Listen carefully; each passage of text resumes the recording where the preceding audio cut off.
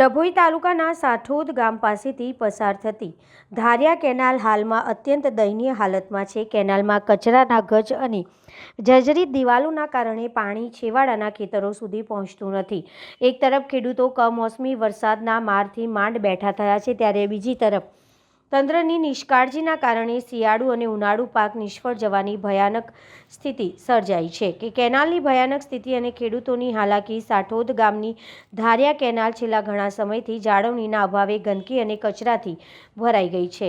કેનાલનું અસ્તિત્વ જ જોખમાયું હોય તેવી સ્થિતિ સર્જાઈ છે। અનેક જગ્યાએથી કેનાલ તૂટી ગઈ હોવાથી પાણીનો વેડફાટ થાય છે અને જે ખેડૂતો સુધી પાણી પહોંચવું જોઈએ તે પહોંચતું નથી।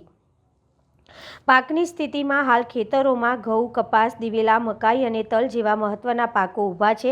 આ પાકોને હાલ પાણીની સખત જરૂર છે। અધિકારીઓની ઉદાસીનતાના કારણે છેવાડાના ખેડૂતો સુધી પાણી નથી પહોંચી રહ્યું, જેના પગલે ખેડૂતોમાં ભારે રોષ જોવા મળી રહ્યો છે।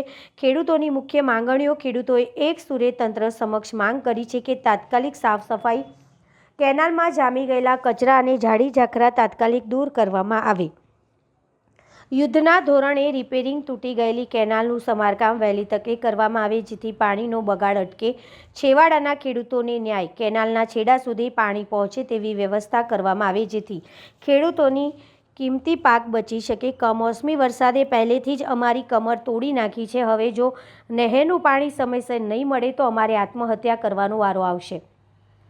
તંત્ર જાગે અને અમારી માંગણીઓ સંતોષે। સ્થાનિક ખેડૂત નિષ્કર્ષ જો વહેલી તકે ધારિયા કેનાલનું રિપેરિંગ અને સફાઈ નહીં થાય તો સાઠોદ અને તેની આસપાસના ગામોના ખેડૂતોને મોટું આર્થિક નુકસાન વેઠવાનો વારો આવશે। શું સિંચાઈ વિભાગ આ મામલે સક્રિય થશે? વહેલી તકે રિપેરિંગ કરે એવી ખેડૂતો દ્વારા માંગ કરવામાં આવી છે।